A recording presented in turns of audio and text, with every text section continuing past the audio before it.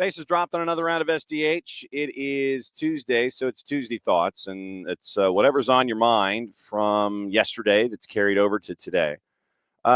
Interesting day here on the network, and it's a interesting good. First off, sorry about 906. I was uploading some things and trying to make sure that someone who is in charge here was behaving. Let's put it that way. So there you go. John, hear you there. Thanks for once again dropping by here on a Tuesday. And it is a really cool day because later today, good morning, Alex. Later today, we're heading to the Pinelands, about 12:30 or so. And we're going to be doing Appling County and Jeff Davis tonight on the network. And that will be 5:30 and 7:30, I believe, if memory serves. And it'll be our first trip, obviously, to the Pinelands for Games of the Week. And for those that may not know, Jeff Davis's program, especially in the boys' side, has really done well in Class A, the smallest classification in high school soccer here in the state of Georgia, over the last handful of years. And what we decided to do after what happened last year in the playoffs is go back for this particular matchup. Last year in the playoffs, I want to say it was in the round of 16. I think it was in the second round. It was Appling County, who is in Baxley, and it is a neighboring county to Jeff Davis in Hazelhurst in Middle Georgia. And you couldn't get a seat. It was basically like a Friday night football game in the fall. Stands were packed. Students were there. Game was nuts. So now that they're playing each other in region play in Hazelhurst, it gives us a couple of reasons to be down there. First off, because of what happened with Hurricane Helene. And with Hurricane Helene basically taking Hazelhurst and Jeff Davis County and taking that track when Helene came through, it took the Pinelands and the pine tree industry, and it really sent it for a loop. And it was weeks before everybody had power in the county, and you had football players that were on their ATVs and in the golf carts because you had roads that were knocked down and travel was difficult. So you had football players, American football players, going to their field house, their head coach firing up the grill there at the field house in the morning to cook breakfast for basically anybody that the football team could go and reach. And you had them doing the same thing for dinner. After football practice was over, you're taking meals in styrofoam containers. You're taking them into your subdivisions because you're coming out on a golf cart or an ATV. You're going into school. You're going to football practice. You're having, you're catching up with your community, and then you're taking meals back into your community because you may not have power and folks may not have access to get out. And so this gives us our first chance to be down there. Since all of that, we get the chance to kind of see what's going on from a recovery standpoint and from a rivalry standpoint. So it's going to be a really cool environment for us to be down there this morning, this afternoon, and tonight. And so that means, in turn, after the matches tonight, tomorrow's show will be from a hotel room in Dublin. So I beg your forbearance for wireless capabilities or Wi-Fi capabilities in a hotel room in Dublin, Georgia. So that means that in session is pushed to Thursday. So soccer's in session is Thursday, and we'll catch up with folks there noon Eastern across the network. So that's where we are this morning when it comes to our plans. The rest of the week, when it comes to our high school soccer schedule presented by our friends at Kaiser Permanente, is Thursday we are going to be at Eagles Landing for Hampton and Eagles Landing. It's a homecoming for one of us. And on Friday, we will be at Johnson Gainesville for GAC and Johnson Gainesville's doubleheader. So today it is Appling County, Jeff Davis. Thursday it is Hampton and Eagles Landing. And on Friday it is GAC and Johnson Gainesville from Johnson Gainesville. So that's your grid for our high school soccer schedule. Once again, brought to us by our friends at Kaiser Permanente. And we couldn't do who am I saying? We couldn't do it without them. So once again, thanks to our friends at Kaiser Permanente for being a great partner with us across the board and helping us able to tell the stories of soccer either in game form or story form across the board. So once again, thanks to them for all that they do here at SDH. So here's the rundown for today. If there's anything left on your mind from what went down on the weekend, it's what we're here for. So, Reaction Monday can turn into a Reaction Tuesday if you want.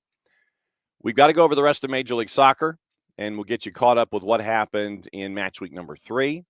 We also have just some really cool news on the Unified team. They made their player announcement yesterday for Atlanta United, and some really interesting elements there as well, because they're going to go to 2 places they've never been before, and it's going to take a lot of it's going to take some organization. Let's put it that way. But it's going to be a fun trip, and it's going to be 2 fun trips for them. We'll go over Unified. We'll go over what is going on at Manchester United. That might be something of an elongated opening kickoff after we get through all the promos and let you know what else is going on. And then we'll get you into the AM news. We got Champions League. We got high school. We got all the things here this morning on a Tuesday. Layout for tomorrow, the rest of the week. Obviously, that means that, with Tyler is going to be with us. Technology, how do we say this? Technology pending. So Tyler will be with us tomorrow at 9:15. And we'll go through the weekend Major League Soccer and Atlanta United and all of those things. So we'll have that tomorrow as well. We are efforting some guests from League Season Pass. That might be later this week as well. And we'll be catching up hopefully with those folks. There's some really cool stuff that's going to be happening in Greenville suburbs tomorrow in Malden, South Carolina. And Ronaldinho and Greenville. That's not really something that you had on your bingo card. Ronaldinho and Greenville, South Carolina. The Greenville Triumph are having their groundbreaking for their new stadium. So Ronaldinho is going to be there. We're trying to catch up with the Greenville Triumph on Thursday in hour number 1 to catch up with them and find out about this whole Ronaldinho Greenville Triumph USL League One thing. So we'll catch up with them there as well. So Wednesday is Tyler. Then hour number 2 is what everything else is going on that we'll catch you up with. And Thursday, once again, efforting Greenville, Power Hour in hour number 2 with Nino and Nico.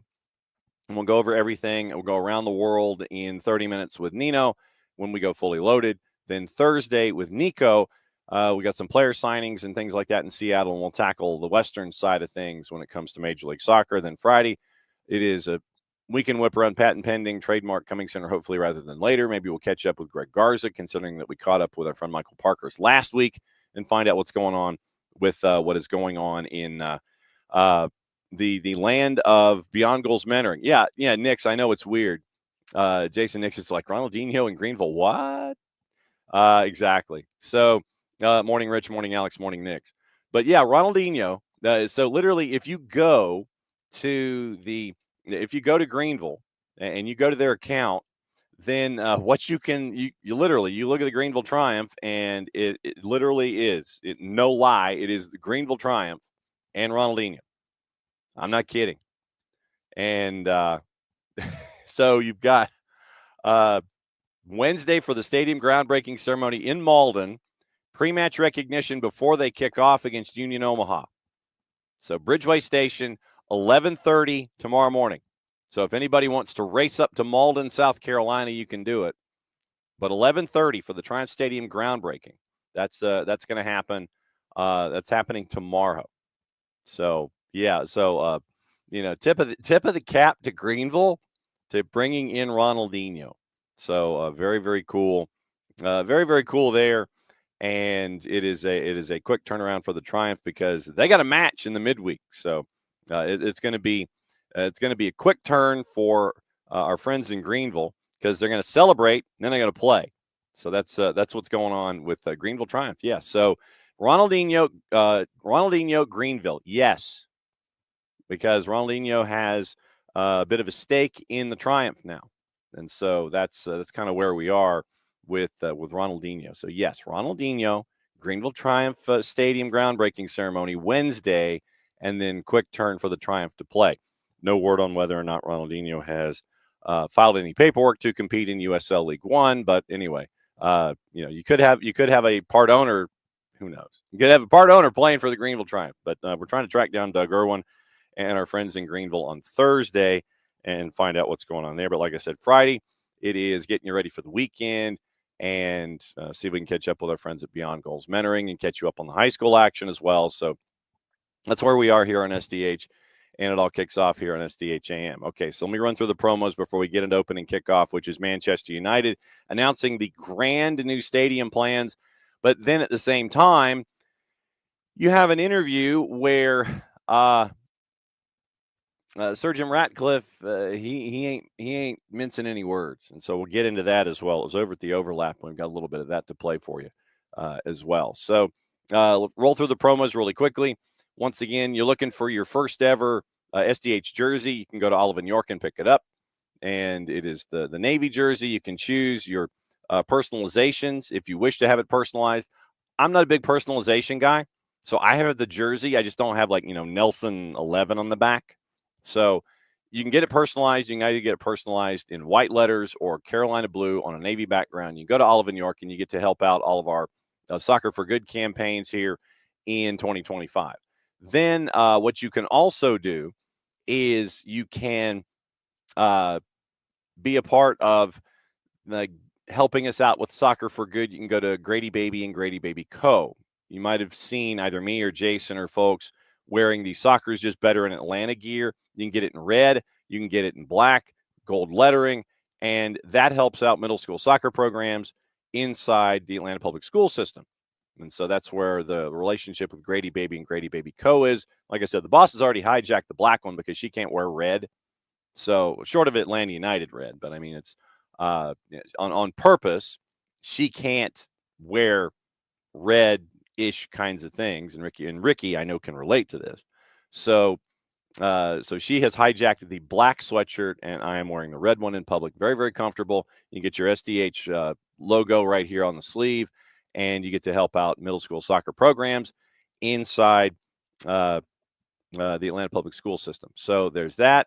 It is also the Marshall Islands Soccer Project. You can pick up your scarf there. And if you buy all your Marshall Islands gear, you get the gear that's in England. You buy the scarf in England, but I ship it to you from here. And so, like I said, I've got about a dozen left on the other side of this door, and then I get to restock. And all those, once again, those proceeds go to help out the Marshall Islands. Help pay some bills, keep the lights on, do whatever.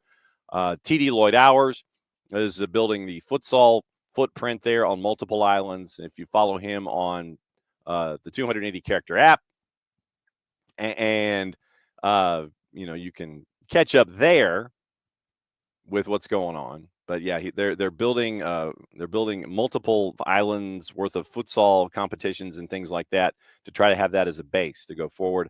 Lloyd has been here. They've had clinics here in the United States because of the Marshallese population in the Four Corners on this side of the Mississippi, with Arkansas, Oklahoma, Missouri, Kansas up there, and also in Minnesota. They've held some clinics because of the Marshallese population there. So continuing to build.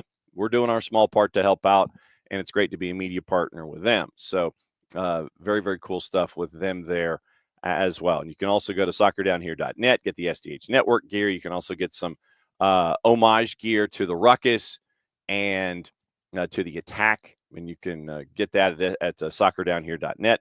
One other thing that you can do, and I would encourage, is that you can become a Fanatico. And you do that by going through, and becoming a subscriber. And I'll post the login for that. So let me get the reading correctly, because we do have a reader that we do for the games and during the games of the week. So I want to get the reader correct. And so, so we all can be on the same page when it comes to being a Fanatico. Okay. It's first and foremost, it's $10 a year. $10 a year to be a Fanatico. Then you gain access to exclusive discounts all over the Atlanta area. Breweries, pubs, soccer retail stores. Lloyd Soccer Shop is a part of this with select Atlanta United gear. If you become a Fanatico, you get a discount with some of that. Hotels, comedy theaters, much, much more. Exclusive access to our group on the Chant app to stay better connected to all that we do on SDH. And it is a bit of a long .net kind of a thing. So I'm gonna do this, And so then what I'm also going to make sure of, because I always end up messing it up when I do cut and paste. So there. And why it doesn't want to behave when I do the cut and paste bit. So hang on. All right. So almost there. And once again, this is what happens when John tries to cut and paste and it's never very successful. So, all right. What did I mess up? All right. So that I didn't mess up too much. All right. So there. And here it is once again. For becoming a Fanatico, $10 a year, you get all these discounts. And I should be better at doing conversations earlier in the day. Group.chant.fan/soccer down here/join. And man, I thought I'd knocked out that period. But anyway, disregard the period after the join. That was my main thing. It's like every time I always try to cut and paste it and I try to trim it, I always leave that dot at the end. And the dot at the end does not exist. And I know that in URL circles that gets kind of persnickety. So group.chant.fan/soccer down here/join. Yes, there is a Chant app. And yes, there is a Chant app right here. And so you download the Chant app. And once again, group.chant.fan/soccer down here/join. You go and you can download this and you end up becoming a part of our community here. And I should be better at saying hi to everybody here. And I'm really poor about that. And I apologize for not being better in the Chant app to the Fanaticos. But Nick, to your point, the discounts, and I always like to talk about some of the partners that we have. So here, just as an idea, depending on your part of the city here in the Metro Atlanta area, but then there is some stuff outside. Brass Tap, Moxie Hotel Midtown, discount on food and beverage. Schoolhouse Brewing, South Main and Watkinsville. So if you're a fan of the sport up in the northeastern section of the state of Georgia, so you get that there in Watkinsville at South Main, Slow Pour, Atlanta Hard Cider, Round Trip, Social Fox, Keys to Flavor Catering, which is also up northeast of Atlanta, Fido Midtown, O'Sullivan's, Lloyd's Soccer. We mentioned the select discounts there. Dad's Garage, Battle and Brew, Tires Plus in Alpharetta, Wild Leap. And this is the kicker for me, when I first went and I was starting to look through all of the places, I do not know, Kefsey. That is some question for folks that are more plugged into social media than I am. That would probably be a Jason question. But I would also encourage Kefsey to, hey, come on and join and be a part. So literally, there is a place, there is a joint, there is a hotel, there is a resort-ish kind of thing, that if you wanted to go to Costa Rica and you wanted to go to if you wanted to go to Costa Rica for any reason, like if you wanted to go see Herediano, Alajuelense, or Saprissa, just to go, or you want to go see a team play them in CONCACAF, then what you could do, literally, is that you could go to Chateau Arenal in El Castillo, San Ramon, Costa Rica. They're in here as a partner. Literally, they are in here as a partner, as a part of the Fanaticos section. As a part of being a Fanatico, you can get a discount off of a booking at Chateau Arenal in San Ramon, Costa Rica. And that blows me away. That the soccer community has that kind of reach, but then it doesn't blow me away that it has that kind of reach, literally. So I mean, literally, seriously. I mean, that's crazy. So that's once again, go to group.chant.fan/soccer down here/join. Disregard the period at the end of it all. And Nix is now a Fanatico. So Nix, thank you very much for being a Fanatico and being a part of everything. Like I said, it's $10 a year. And then you get all these discounts and things like that. So group.chant.fan/soccer down here/join. So there you go. There it is.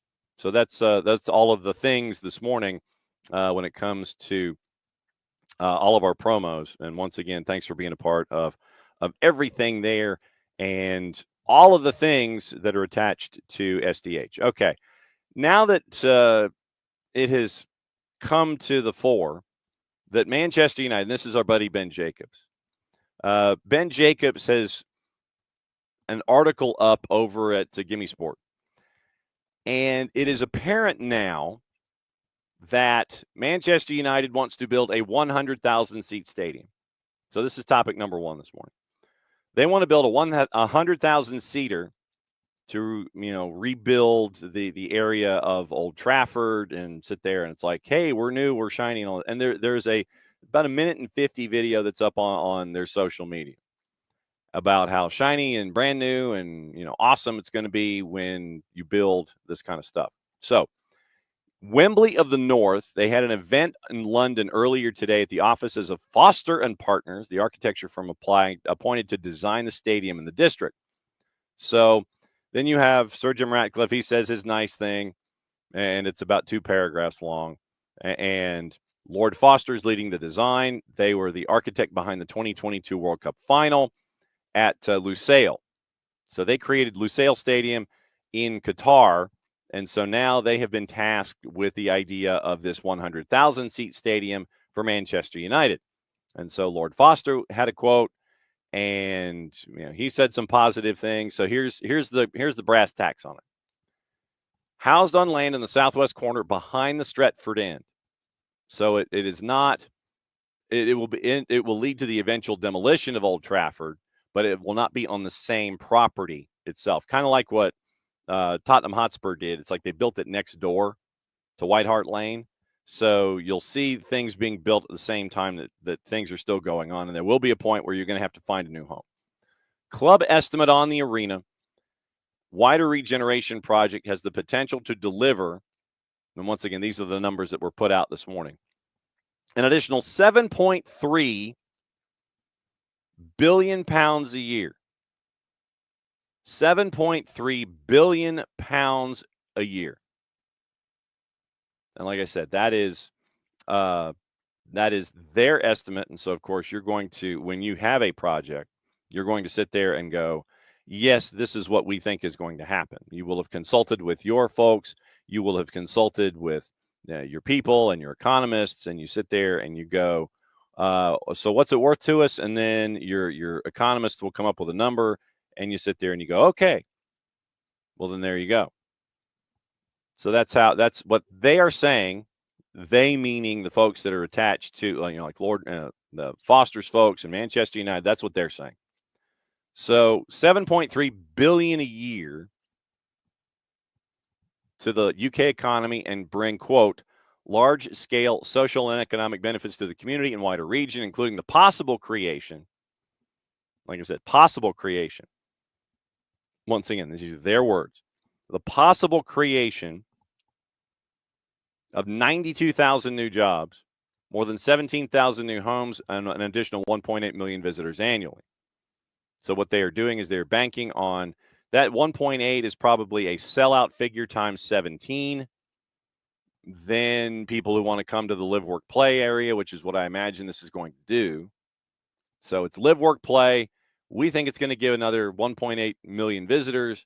The 92,000 jobs, you would imagine most of them are going to start off being in the construction industry, rolling over into the elements of the live, work, play environment that you anticipate happening there. So 17,000 new homes, 92,000 new jobs, 1.8 million visitors annually.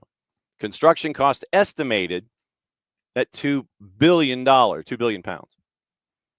And then Ratcliffe insists the Red Devils can pay for the stadium itself, government funding required for the wider project. Quote, the only basis upon which we can build a new one is if it's part of this government regeneration scheme. And remember, scheme is basically program in Europe. Where we think of scheme as one thing, scheme here and scheme overseas, two different ideas. So scheme overseas is program. Scheme here is scheme. So the only basis upon which we can build a new one is if it's part of this government regeneration scheme for South Manchester, because we can't afford to regenerate Southern Manchester. That's too big a bill for the club. We can build a stadium. We don't need any government funding for that stadium, but it has to be the underpin for the regeneration. And the current mock-ups, they do have a lot of live, work, play and high rises and things like that, and a centralized field and these kinds of things. But it does have a very Lusail-ish kind of a look, if you remember the World Cup in Qatar and what the stadia looked like. So it has a very, very very Lusail-ish, for lack of a better word, feel to it. Put together a task force led by Lord Coe to explore both a new stadium and the development of Old Trafford with an increased capacity of 87,000 also discussed. Even during that phase, Ratcliffe made no secret of his preference for a new build, but the process still required widespread engagement with stakeholders and fans before a final decision was made. Then Omar Barada had a quote. Lord Coe has a quote. Sir Alex Ferguson gets a quote. And so literally it's like this, and this. All these folks get quotes. All plans are backed by Andy Burnham, mayor of Greater Manchester, and a mayoral development corporation group is expected to work closely with Manchester United as the project becomes a reality. So basically, it sounds like a task force. A blue ribbon committee will be paired with Manchester United. A mayoral development corporation. So basically, that's like with the mayor's office. That sounds like a blue ribbon committee like we would have over here, either a blue ribbon committee or some kind of some kind of economic development corporation kind of deal, something like that. So that's what it sounds like. And so you're creating thousands of new homes and jobs. Burnham says if we get this right, the regeneration impact could be bigger and better than London 2012. So he continued to be quoted there. Ratcliffe believes the opening new 100,000-seater stadium will give Manchester United the best venue in Britain, add football and non-football revenue, which is important, and modernize the club. Historical moment in the 147-year history of Manchester United. Now, all of that comes on the backdrop of the interview that Sir Jim Ratcliffe did with the overlap and Gary Neville. And there were some things that what I would recommend is watch the whole thing. If you have not had the opportunity to catch up, this is one of the first times. I mean, because you certainly would not get this kind of an interview with the Glazer family. Malcolm, Avram, no chance. Gary Neville sits across the table from Sir Jim Ratcliffe. And here is part of, and what we do is we got the announcement out this morning about the new stadium. All of that comes on the backdrop of the interview that Neville did with Sir Jim Ratcliffe. Here is one of those clips that was stark when it came to the description of where the club is financially right now and where Ratcliffe is in the process of trying to turn the club around. So once again, this is courtesy of our friends at The Overlap, Gary Neville and Sir Jim Ratcliffe. Manchester United would have run out of money at the end of this year. November this year, the club runs out of cash. Do you realise how... That's sort of quite a big... But do you realise how bad that is to hear? I know that's a fact, by the way, because over the last 2 or 3 years, I think the fans who obviously got an interest in the business side of the club have been tracking the club's desperate situation, the mismanagement over the last 10 years. This is the richest football club in the world when it comes to revenue. Yeah. But because of... Top three. Three of us up there. Top three in the world. Yeah. And it's having to cut £40,000 from ex-players and now removing food from members of staff in the canteen. I mean, but the alternative isn't very tenable, is it? Which is the club goes bust at Christmas. We don't want that. No, absolutely. We don't want that. No, we absolutely don't want that. But we also have to, I think, make decisions in light of sort of the impact that they're going to have. Because, United, as you know, you're a fan, has a soul, has a heart. Yeah. And I think when it comes to food and Manchester United staff being fed, the idea of me eating differently than my compatriots who are in the office, the kitmen, the groundsmen, the people who are, to be fair, the sort of my friends at the club, because I was in there for 25 years, I find that difficult from an inequality perspective. Yeah. However, I mean, I get that, Gary, and I understand that, but you have to deal with. We can't put our head in the sand. We have to deal with the problem. big problem, not a small problem, according to Sir Jim Ratcliffe. And he apparently made the rounds. That's just, a minute 35 of what he did with Neville. He also caught up with Sam Wallace over at the Telegraph. So I think that Sir Jim Ratcliffe was made available. Basically, okay, Sir Jim Ratcliffe, you need to take a day. You need to sit in this room. You're going to talk to folks. So you have the Neville interview. And so in the interview with Wallace, justified the 450 job cuts that were implemented, said that under fire manager Ruben Amorim is doing a great job and deserves a break from recent criticism. He admitted that appointing Dan Ashworth as sporting director and initially retaining Eric Ten Hag was a mistake. The club were paying a body language consultant £175,000 a year. How does that go? How do you become first and foremost, how do you become a body language consultant? Literally, how do you become a body language consultant? I'd like that gig. A body language consultant. So you go walking into the building and you sit there and it's like, well, I mean, does the body language consultant just wander through the building and sit there and look at people's body language? Well, on the second floor in accounts payable, they're kind of slumped over their desks. Secondarily, gee, I wonder why, if that was in fact the case. The players are walking upright. Well, yeah, they won this past weekend. Players are slumped over. They're not happy coming into the office. Well, yeah, they got blown out. Accounts payable, they're kind of just slumped over their desks and they don't want to talk to anybody. Hey, the ambassadors, they're feeling pretty good. They're sitting up straight. Folks are sitting up straight in the mess hall. They like the food.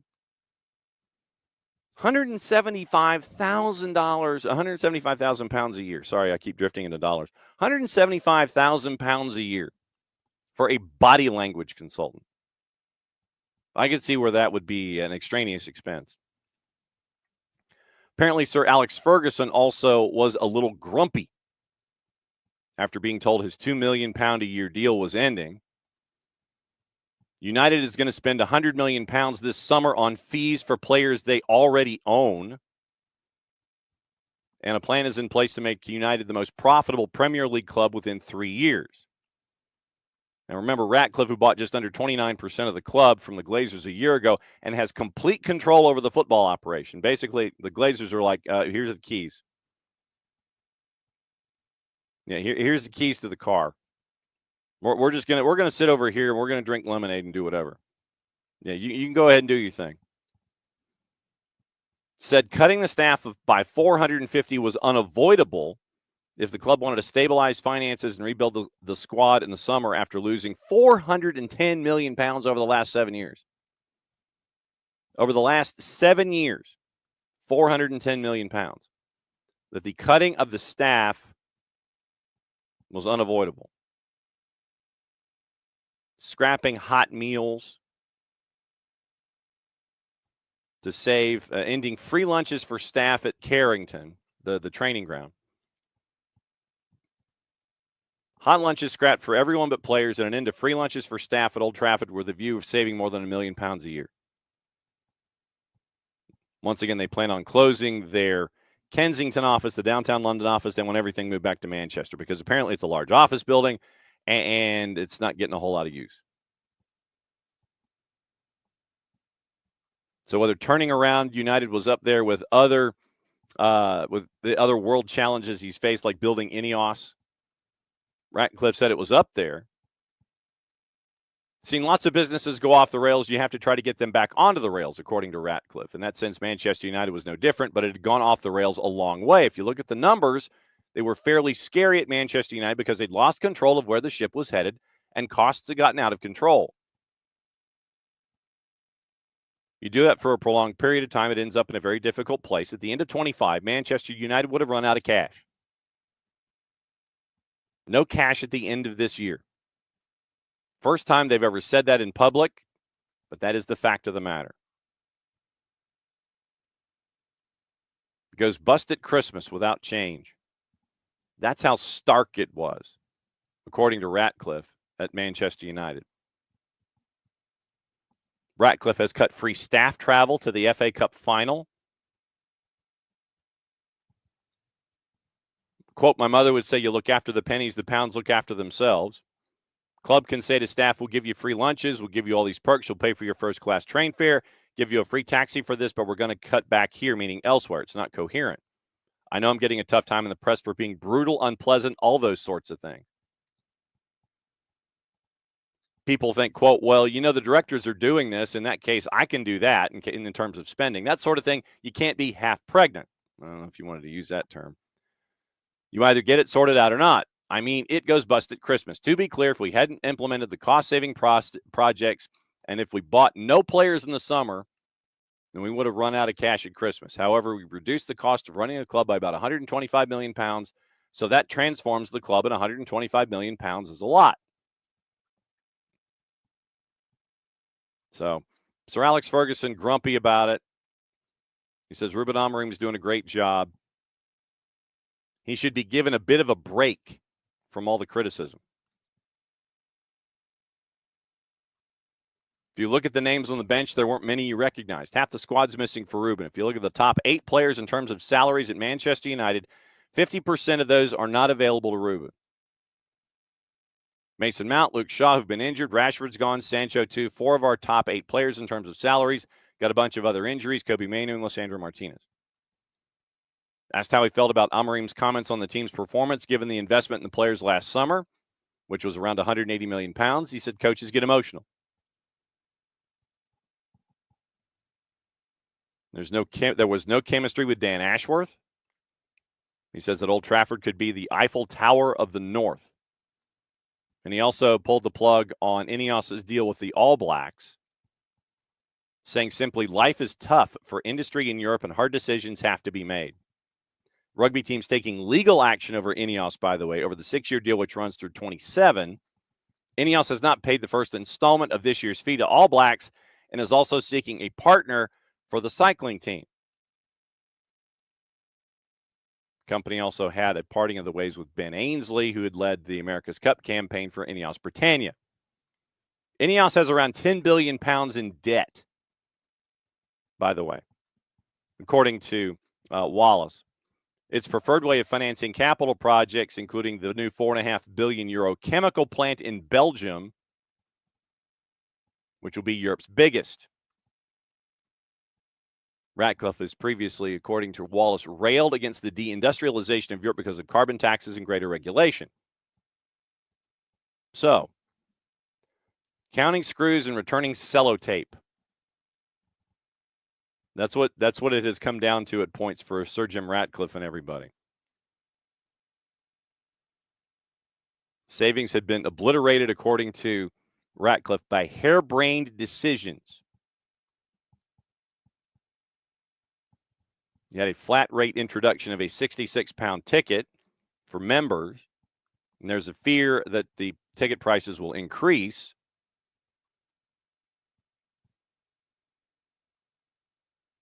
Most acknowledged that the workforce that stood at 1,100 when Ratcliffe first entered the building had become bloated. Change was needed. There's a bit of a deep dive at Telegraph where you had employees that had gone on the preseason tour last year, told jobs were safe. Then they were pulled into a room days later, told they were, in fact, at risk.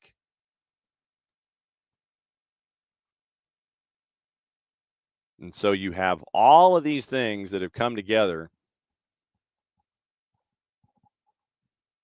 And it's a bit of an education for Sir Jim Ratcliffe and a lot of folks at Manchester United.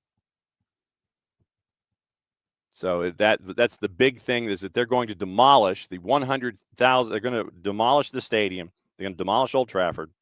And then from there, they will get it all squared away. And they're looking to build, have it ready spending billions of dollars for a new facility in the live, work, play environment that we are in. And so that's where things are with Manchester United. But Sir Jim Ratcliffe is making the rounds discussing just how bad it is / was for Manchester United. So that's probably the big deep dive of the morning. So that's what you're staring at with Manchester United this morning. And so that, I guess, that was this morning's deep dive involving Manchester United. It's a bit of a deep dive this morning, but there was one other element of things in the Premier League to get into this morning, and once again, it's from our friends at the Telegraph. Premier League teams, you know how there are the Premier League sides that have ownership groups, and you have the multi-team, the multi-club expansions, the multi-club approach, like Eagle Football Holdings, when Texter and Crystal Palace, Botafogo, etc. And then you have Todd Bowley with Chelsea, Nottingham Forest, and Evangelos Marinakis, all these different things. So now Chelsea and Forest, according to multiple correspondents, and then once again, that's never a bad thing. That's never a good thing, sorry. That's never a good thing when you have multiple correspondents on a byline. We always say that. One correspondent, if he's the investigative reporter, okay, I get it. But if you have more than one reporter on a byline, period, and if it's all your heavy hitters, it's a deep dive and you need to pay attention to it. So also in the Premier League, it was noted that Chelsea and Nottingham Forest face being relegated from the Champions League to the Europa League unless owners pause their interest in other clubs. So you can't be in the Champions League, but you can be in the Europa League. If a Europa League team is doing the same thing, do they get relegated to the Conference League and so on and so on? Just asking. But Matt Law and John Percy, top sides are being put off expanding their multi-club plans in Europe. Chelsea and Nottingham Forest may have to pause their involvement in Strasbourg and Olympiacos to prevent their English clubs from being expelled from Champions League or Europa League. Manchester United might have to suspend their interest in Nice for a second consecutive season if United go on to win Europa League. Under UEFA's rules, clubs governed by the same ownership structure cannot play in the same European competition. And we've known this, which has already caused issues for United, City, and Villa in the past. Now, sources are telling the Telegraph that all English clubs who operate with a European multi-club model have measures in the background that can be enacted to make sure none of the clubs lose their European places, involving owners effectively pausing involvement in one of the clubs via a trust, as Ineos did with Nice last summer, suspending all transfers between its clubs for that period to get the green light from UEFA. In preparation to comply, Forest removed 2 directors, co-owners Socrates Komanakis and Ioannis Vrensos, from the club's board over the past month. They're going to remain on the board at Olympiacos. They got pulled off the board at Forest. Now it's giving owners second thoughts, apparently extending their multi-club models in Europe. Isn't a whole lot of incentive now, according to sources, to invest in European clubs as part of the multi-club structure if they cannot be competitive. This season, once again, Forest and Olympiacos, on course, both qualify for Champions League. Chelsea and Strasbourg, once again owned by Bowley Clearlake, fighting for European places in England and France. Hang on just a second. This is, I got to figure out, because Strasbourg, as we were trying to do some research, Strasbourg was kind of mid-table. So, hang on, just sit tight for a second. The table, okay, yeah, all right. Yeah, kind of.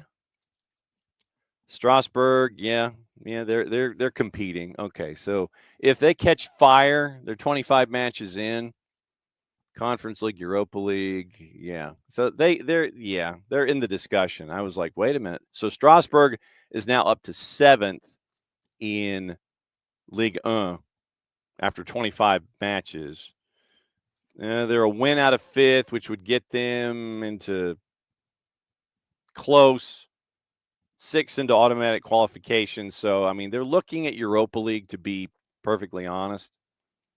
So, Conference League, Europa League, yeah. So they're, depending on the math, if they gain 4 points, it's a street fight from 3rd to 7th, basically.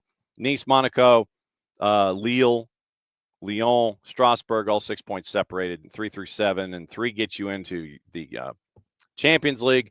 4 gets you into Champions League, probably. 5th gets you into Europa. 6 gets you into Conference League. So, okay. I was skeptical initially of that breakdown, but okay, now that I went and looked at it. So, Nice currently 3rd, which would be enough to qualify for Champions League. And then, once again, Strasbourg 7th. They got some work to do. Olympiacos 7 points clear in the Greek Super League. Forest are 3rd. Nice would take precedence if they held on to the 3rd spot, and United won the Europa League.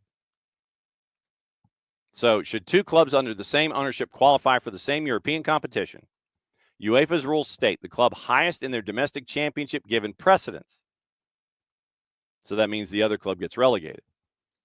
So don't think for a second that if an owner is going to sit there and go, if I got a choice, Bowley Clear Lake's going to go to the side of Chelsea. Marinakis is going to definitely go on the side of Nottingham Forest. And our friend Poppy Miller is looking forward to a Real Madrid Forest match at City Ground, by the way. So Strasbourg's won 4 of their last 5 to get to 7th. Chelsea's are in 4th. In France, 3rd place qualifies for Champions League phase. 4th earns a qualifying spot. 5th gets Europa. So you're looking at like 4 to 6 points, whether qualifying, open spot, what have you. Premier League's on course to earn a 5th Champions League spot through the league. 6th place likely to qualify for Europa.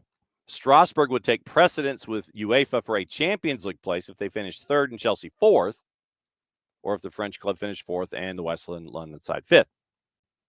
So in multi-club models, things to keep an eye on.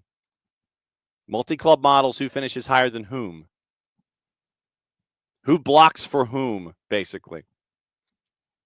Who's the car at the front of the draft, and who's the one blocking? So think of it at times like Dale Earnhardt Incorporated, where you had Michael Waltrip blocking for Dale Earnhardt Jr.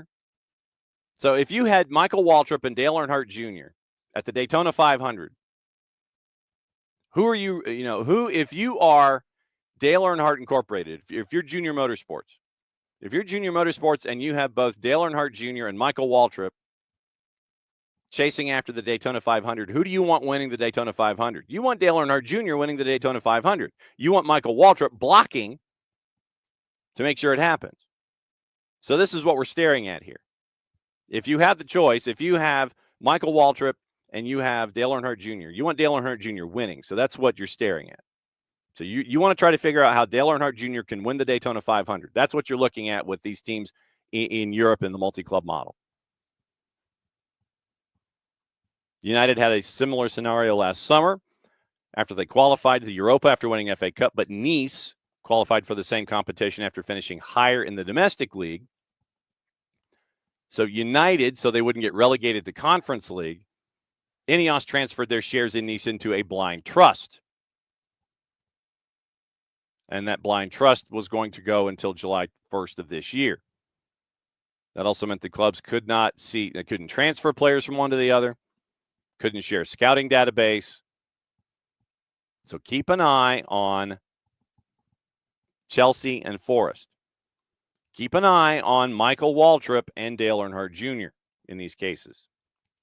In all these cases, keep an eye out. And this was something else. You know how we always sit here and say, don't press send? Forest pressed send, and they got in trouble for it.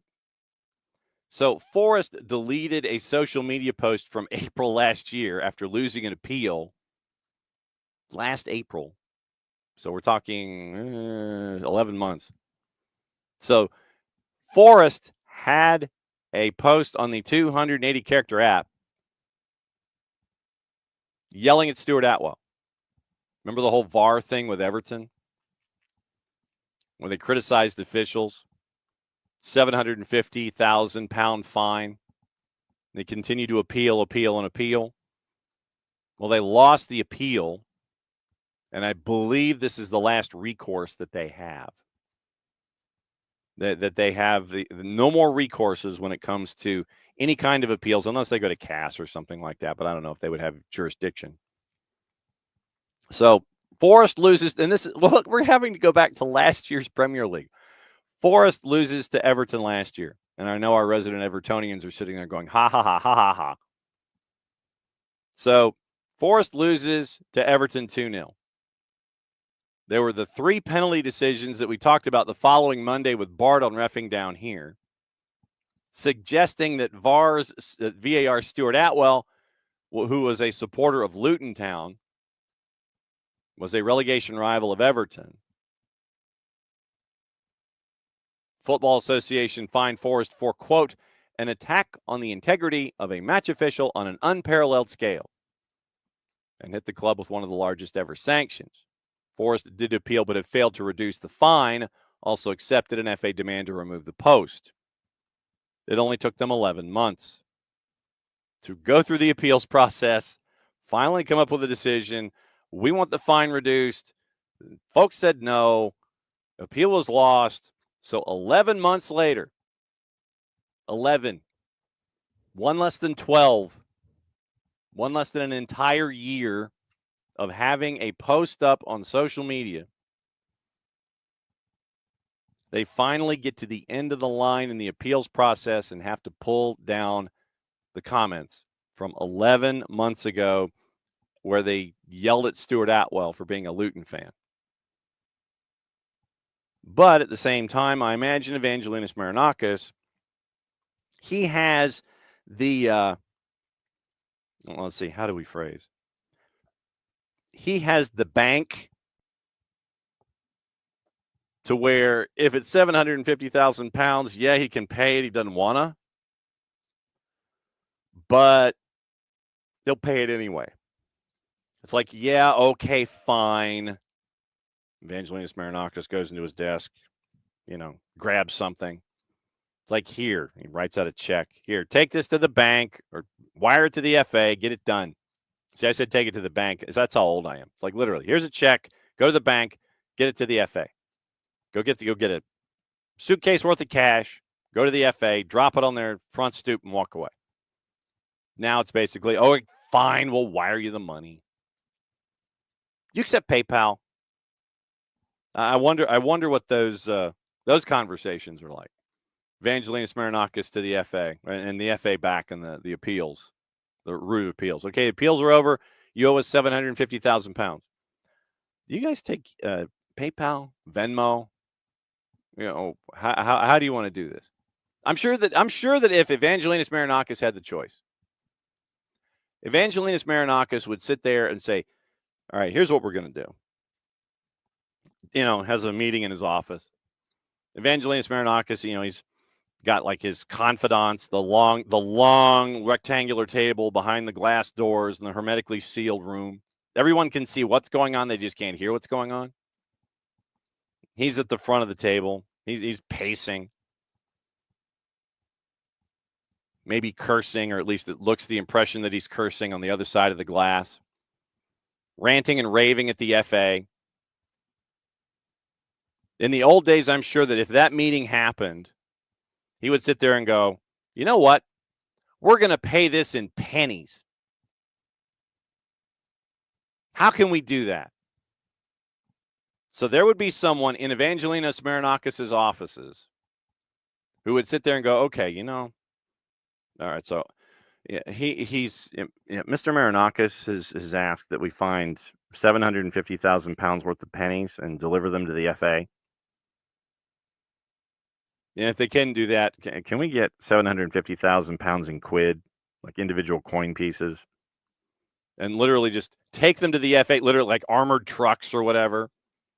They come wandering up to the front offices of the FA. Doors open, dudes in uniforms come out.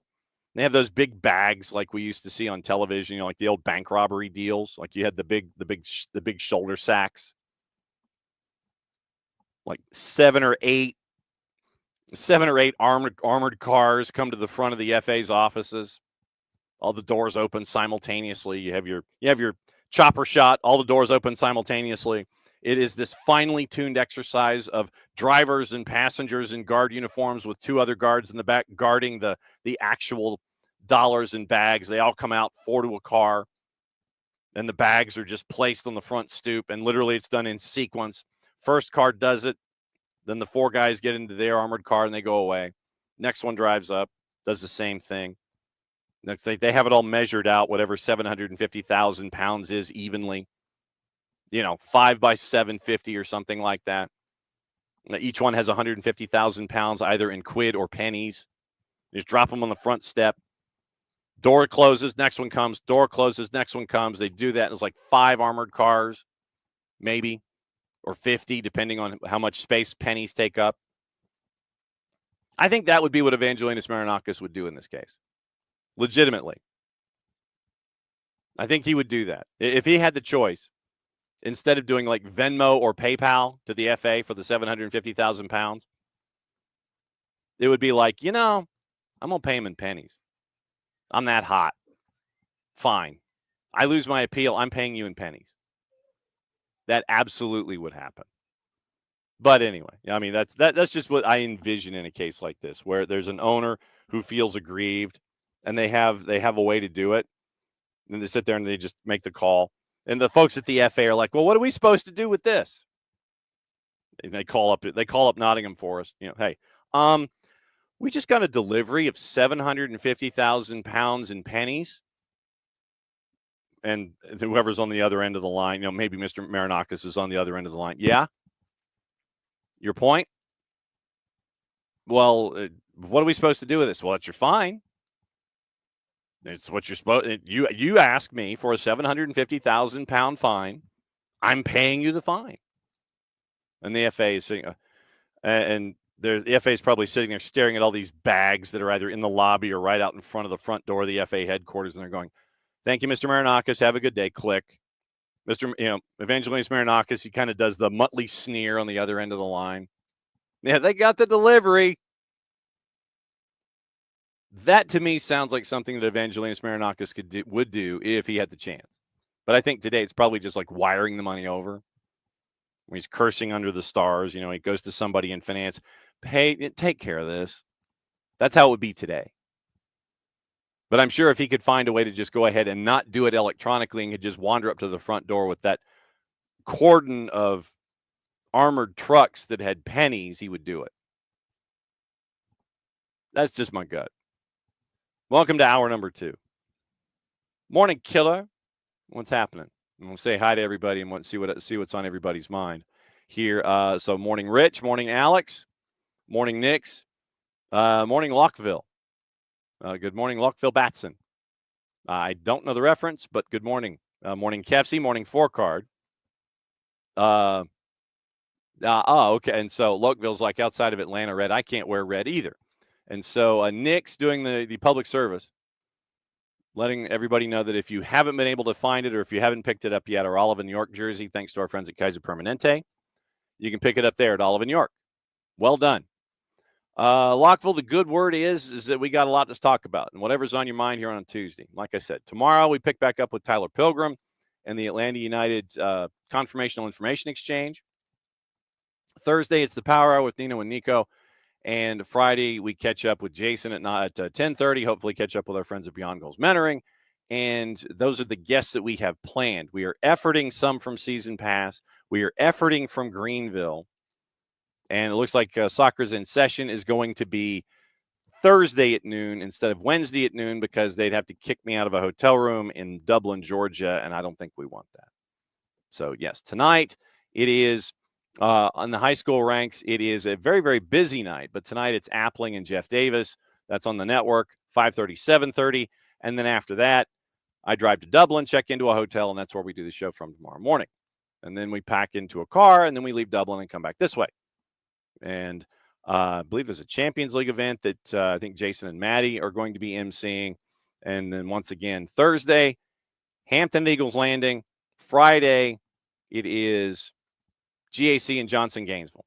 And so that is the end of this week before we get you back up and running with Messi and friends and everybody there on your Sunday. That also means that with simultaneous action going on Sunday, that the OCB match with Atlanta United 2 at Osceola Heritage Park is just going to be a post-game show because that is going on simultaneously with Atlanta United. So we will let you know what's going on with the Twos in a Twos review. We just aren't going to be broadcasting the game because everybody's going to be at Mercedes-Benz Stadium with 70,000 of their best friends, seeing Inter Miami, Fort Lauderdale, Messi and friends in whatever form they're going to take because they have CONCACAF Champions League at Cavalier in front of 35,000 at the National Stadium, and we don't quite know what the lineup's going to look like there, how many minutes people are going to get, and what it's going to look like once again coming up on Sunday.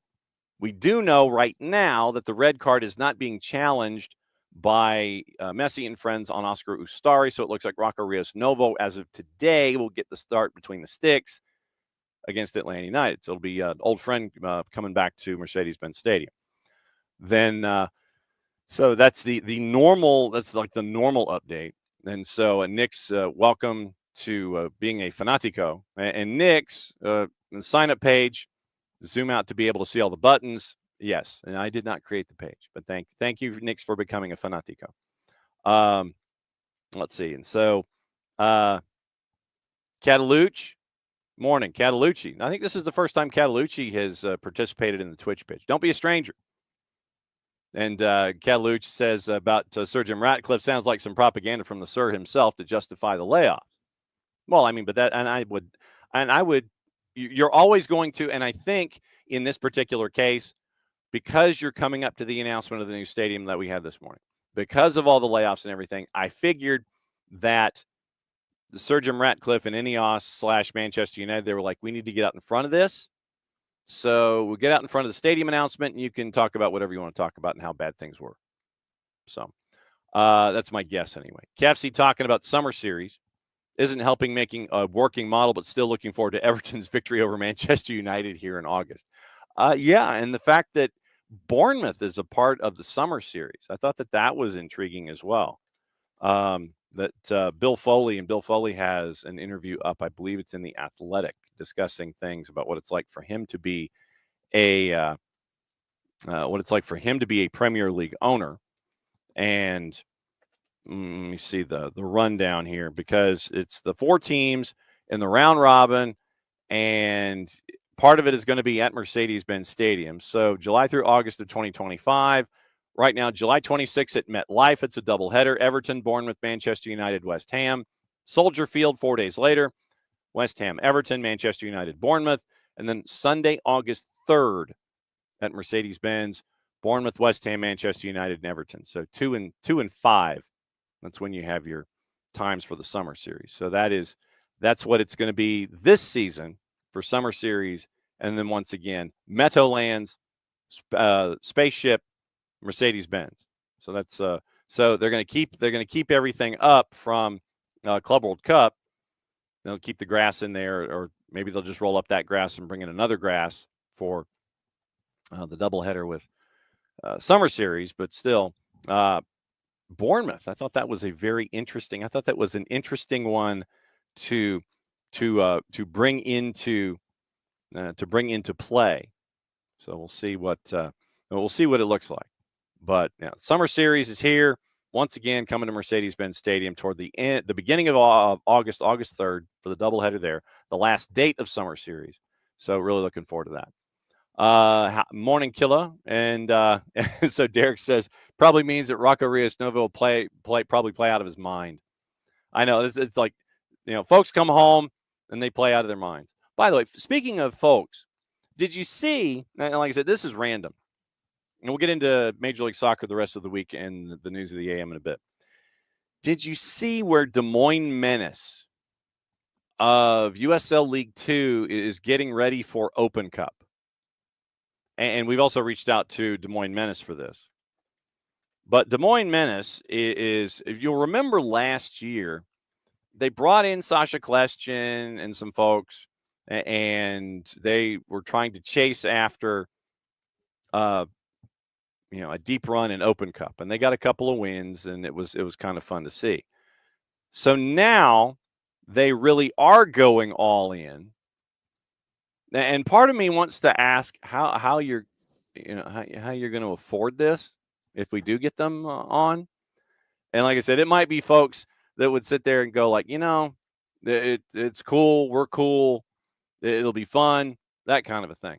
But here are some of the folks that they've signed for this run in the Open Cup. And you might know some of them. Donnie Toya, Mikey Ambrose, Justin Miram, Victor Ulloa. And so literally, here's the rundown for Menace and Open Cup. Kleshin, Dax McCarty, Ozzy Alonso, Benny Failhaber, BWP, Matt Hedges, Justin Miram, Mikey Ambrose, Donnie Toya, AJ De La Garza. Like I said, and Miram's, it looks like Miram's already got the T-shirt out. So he's like they brought Justin Miram out of retirement to be a part of this. And so suiting up for Des Moines Menace in Open Cup. Seriously. Kleshin, BWP, Dax in Open Cup. Ozzy Alonso. Seriously. How many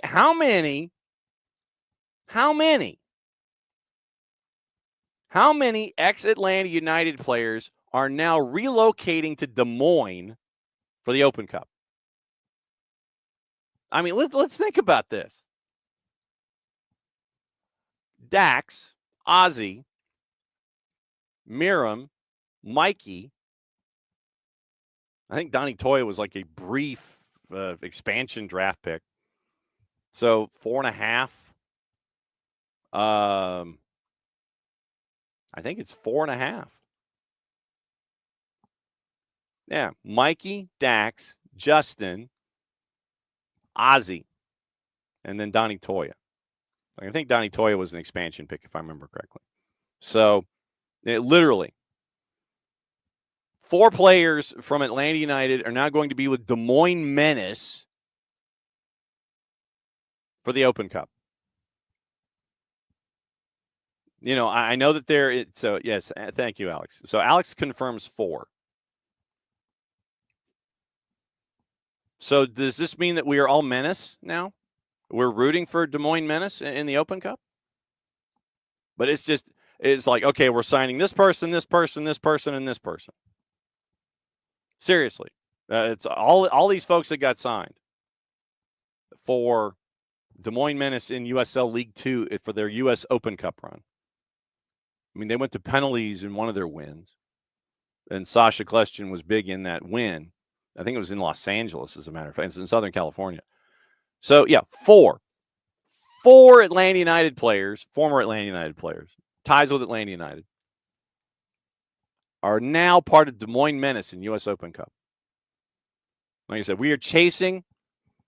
If you count Sasha, it was 5. Yes. Okay, so line of the day to Alex. If you count Sasha, it was 5, owned by ETL Williams at Atlanta. Yeah, got jokes. Definitely got jokes. Nothing wrong with jokes. But, yeah, so 4 former Atlanta United players are now with Des Moines Menace for their Open Cup run here in 2025. 4. Mikey's not going to be afraid of anybody. Neither is Dax. Could you imagine that midfield? You get Mikey playing at the back. You got Dax in the midfield. Justin Miram up top with BWP. And Sasha Kleshin. Matt Hedges at the back. I mean, there's some troublemakers in there. But, yeah, so we have reached out to Des Moines Menace and their GM to try and find out and get to the bottom of this. Because my biggest thing, how are you paying for this? How are you paying for this? I mean, I want to know. How are you? Is it gear? Do they get for every T-shirt they get X amount, and so everybody's like buying all the gear?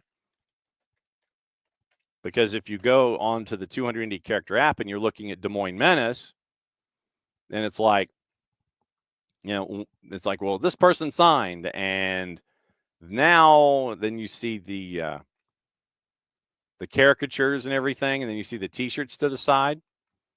So, all right, so I'm clicking on the tees, and I'll click on, okay, so they don't have the individual tees yet in the T-shirt section. In the new arrivals section, they have the crest, puffies, and the jerseys. Okay, so they do have the Open Cup jerseys available, and this is probably where they're going to be making a lot of their coin.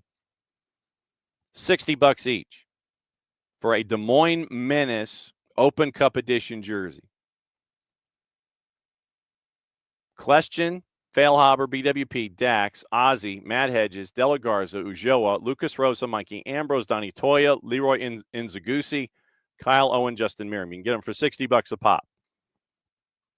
So the jerseys are out, but the tees are not. Well, actually, I stand corrected. They are. Okay, they're in a separate section. Open Cup player gear. Go to the Des Moines Menace website. Open Cup player gear. And you have graphic tees for $25 a pop, in addition to the jerseys for $60. Sasha, Failhaber, BWP, Dax McCarty, Ozzy Alonso, Matt Hedges, Justin Merriam.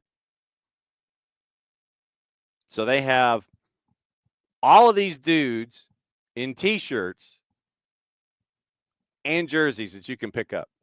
So basically, if you're tied to a player, if you dig a particular player, you can drop $85 in a hurry. Jersey and a T-shirt for a Des Moines Menace. First off, I'd love to know how this came to be. Is it like Sasha dialing folks up, hey, you want to come play?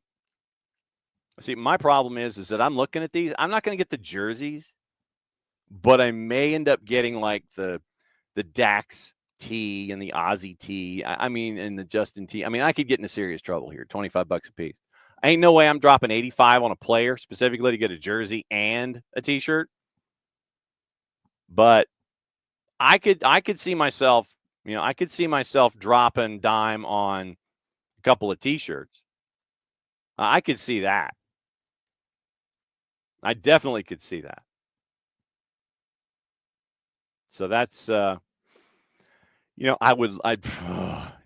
is what we refer to as disposable income, people. Disposable income. $85 a pop gets you a player jersey and a T-shirt for each one of those dudes. All right. Getting into the rest of the weekend from Major League Soccer.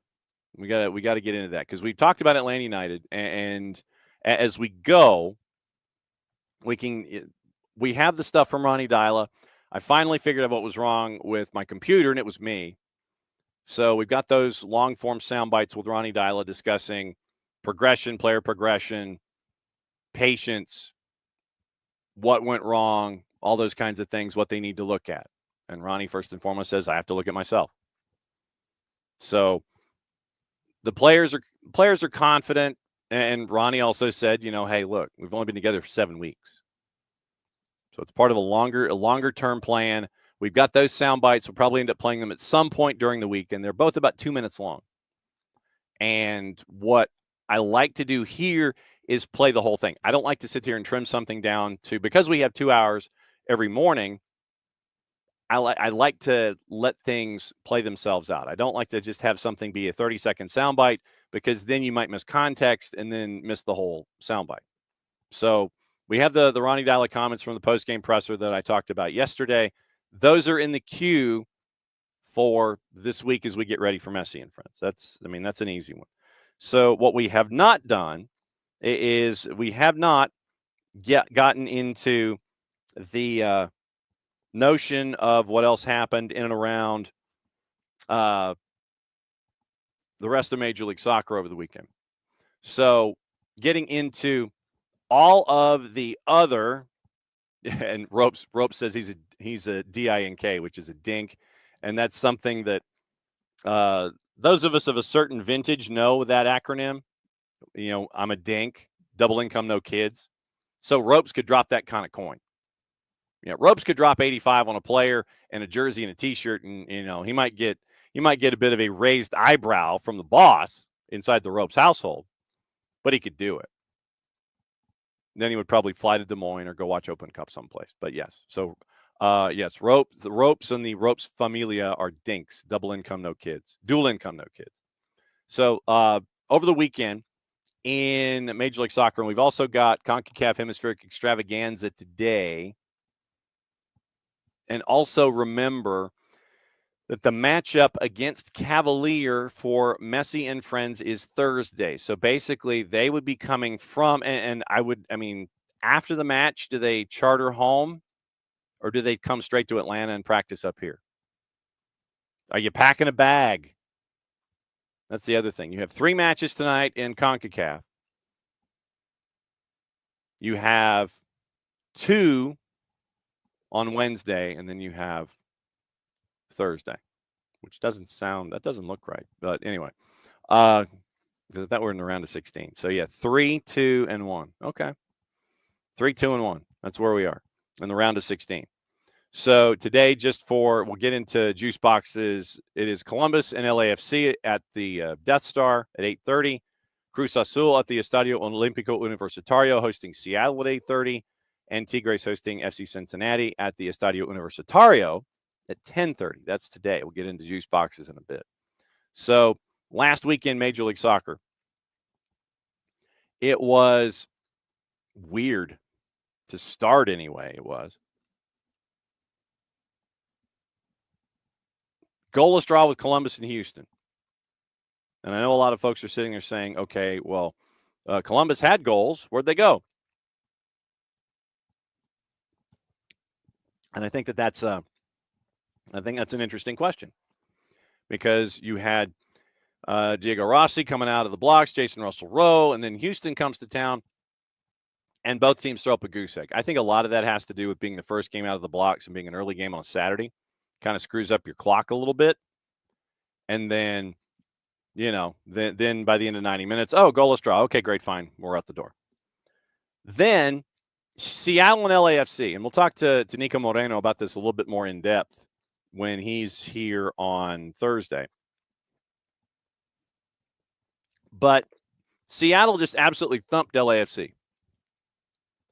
LAFC's lineup, and I was wondering about it and what it was going to look like in a matchup like this, once again, when you're juggling everything in CONCACAF. To give you an idea, here's Seattle's lineup and here's LAFC's lineup.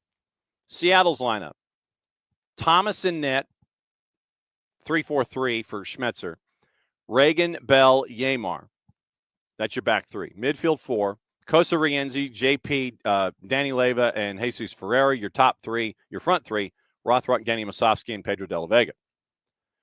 On the bench, you had Areola, Stefan Fry, Nuhu, Roldan, Rusnak, Alex Roldan, Obed Vargas, Jordan Morris, and Georgie Manungu.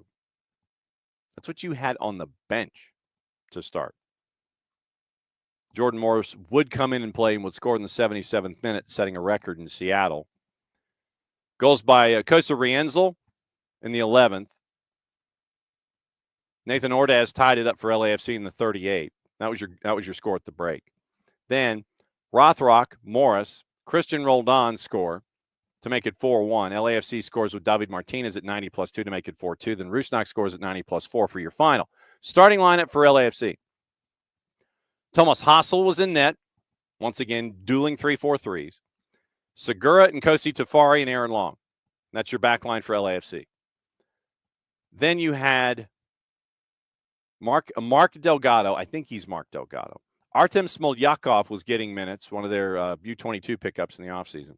Delgado, Saldana, Sergi Palencia, Nathan Ordaz, Olivier Giroux, and Yaya Boa. On the bench, Hollingshead, Denny Bouanga, Obobisi, David Martinez, who did get minutes, Igor Jesus, Marlon, Nielsen, and Under. So The match day manager was Ante Rossoff, along with Marc Dos Santos and Enrique Duran Diaz. Steve Cherundolo was not. He is manager, but was not match day manager. So it was a 5-2 game there. That lineup for LAFC going up against, and they were rotated lineups, and LAFC got thumped. Warning sign, take your pick. Yes or no? So Kosa Rienzi gets in the 11th minute and just you're scoring like crazy, and it's 5-2 by the time you're done. Like I said, you know what happened with Atlanta and Red Bulls. Like I said, we've got Ronnie Dyla stuff that we can talk about as the week goes on, as we get closer to Inter Miami. Cincinnati beat Toronto 2-0. No real surprise, because Toronto, it's like, while Alex got jokes, Toronto got problems. Toronto got problems. And now we're almost turning into a match race to figure out who's going to be first. And we talked about hot seats at the beginning of the season. And, like I said, I don't know if Robin Fraser is hot seat material. I don't know. No, so Ropes has a kid in college, so he is broke. Sorry about the dual income, no kids. But yeah, it was weird. You end up with no goals for a lot of the time, and then ish happened late, and you end up with goals and close finishes with goals on the board. I don't know what's up with Toronto. It's just Toronto is a fire of dumpster proportions, and we might be insulting dumpsters. I don't know. Nothing on the board for Toronto again. Like I said, I don't think Robin Fraser's on the hot seat, but it's just it is not good. It is not good at all. Only had 44% of possession, half as many shots, one shot on goal going up against Cincinnati. I'm checking any other big numbers. 6 saves on the day. 6 saves on the day, and you still let in 2. I mean, that's lineup for Toronto, by the way, in that one. Spicer, Bernadeschi, Bryn Hilson is your front 3. Matty Longstaff, Davey Flores, Jonathan Osorio, your midfield. Nixon Gomes, Kevin Long, Zaynmon Lewis, and Kosi Thompson with Sean Johnson in net. That really doesn't instill a whole lot of confidence. Does not instill a whole lot of confidence if you are a fan of Big Red or not. But yeah, Toronto, they got issues. DC beat Kansas City. DC was a slight favorite, and once again, I looked at that one and I was like, just because you're not really sitting there looking at either team and you're going, PK by Benteke and a goal by Jose Kojima 8 minutes later, after being down 1-0 after an Eric Tommy goal in the 53rd. So the stunner there, 2 goals in 8 minutes, and DC gets the Duke. Philadelphia continues to have this thing called offense. I don't know where it's coming from. Short answer is Ty Barabo. 2-0 over New England. And Caleb Porter might be on that hot seedy thing that we keep talking about. But Barabo scores again. And so, maybe I wonder if this continues to reinforce what we think about New England, or if it were thinking and seeing about Philadelphia. Is this a sustainable long-term thing for Philly, or is New England just in trouble? I'm tending to think that our friends in New England might be in trouble, and I think that Caleb Porter might be first one out. Like I said, that's just me thinking out loud about on all of this. So when you look at the recap for this particular match from our friends up at Blazing Musket, they seem to be running into the same issues. The same issues continue. So it's You're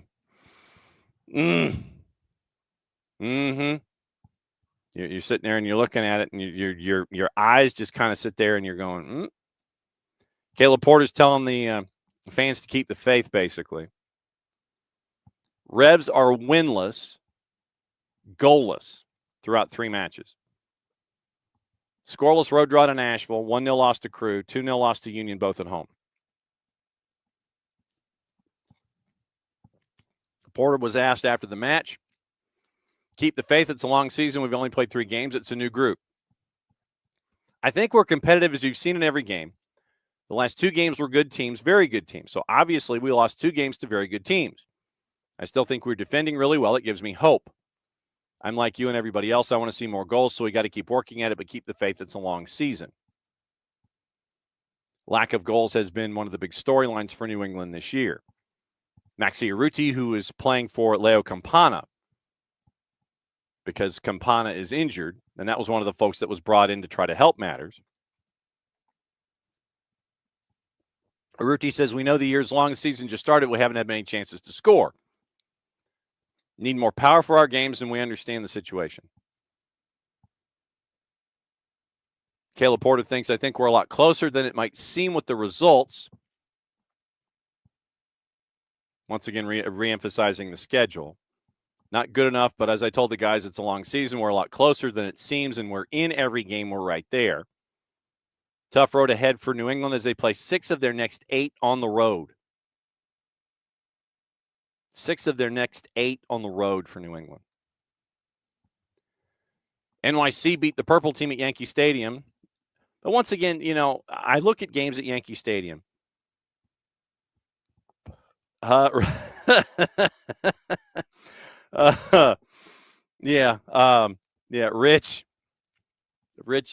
did not miss the conversation. Now, okay, so Rich, I've got to ask. Rich says, am I late to the conversation of the best soccer team in Major League Soccer? I have to ask. A, do you play fantasy? And B, is Ty Baribeau on your team? And did you have him from the beginning, or did you pick him up? Rich Ransom, for those of you who are new to us here at SDHAM, is our resident Philadelphia Union fan who is from the area and actually gravitated to the show. He's one of our originals. So Rich has been around for a while. So we can afford to jest back and forth with Rich and give as much as we get. And everybody does in the Twitch pitch. So neither to all the above. Okay, neither to all the above. All right. Just figured I would ask. And so, so I have yet to jump on Baribeau on my fantasy team either, and I'm 1-1-1. That should tell you everything you need to know. Sorry, and yes, Alex, I apologize. Alex is sorry to correct my pronunciation, but it's Newcastle United Football Club legend trademark, Matty Longstaff. Okay.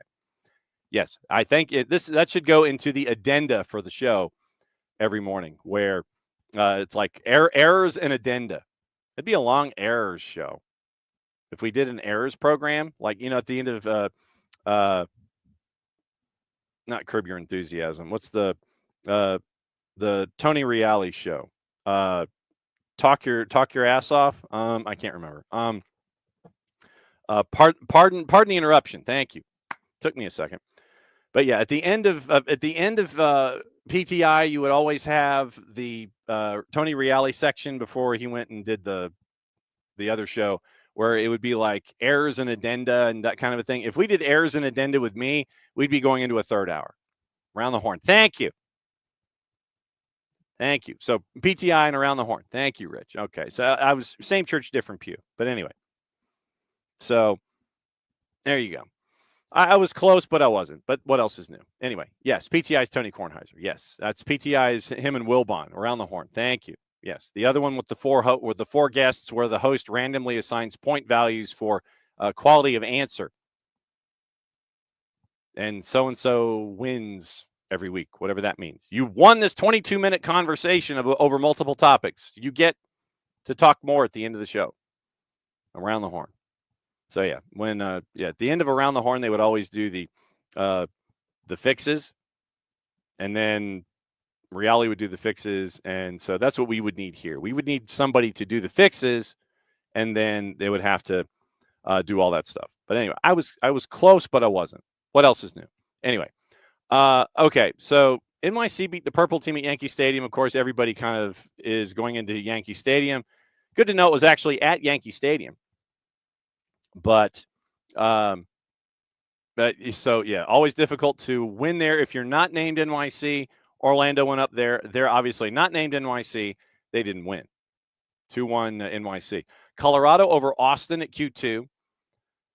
And then the other intriguing one on the weekend, Chicago beats Dallas. Not necessarily the fact that it was, first off, that it was a win for Chicago. And they scored 3 goals. We were wondering where the goals were going to come from in Philly. We were wondering where the goals were going to come from in Chicago.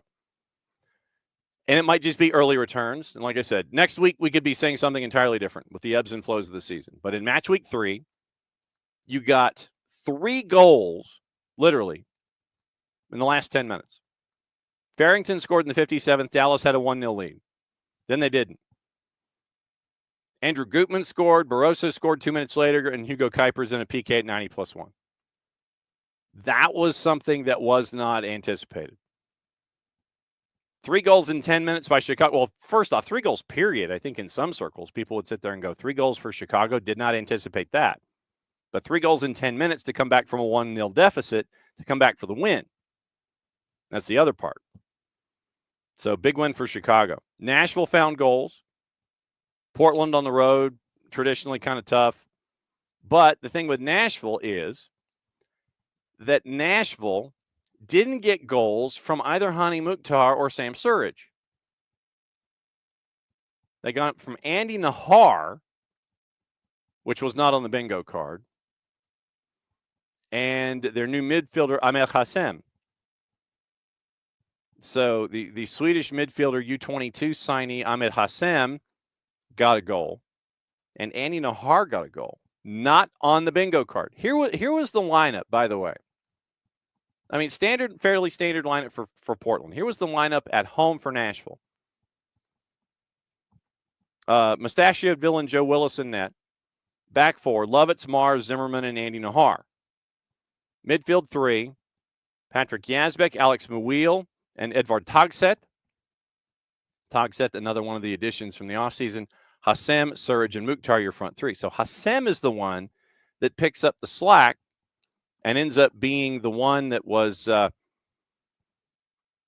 goal scorer in the match. Did not, once again, I did not have that one on the bingo card.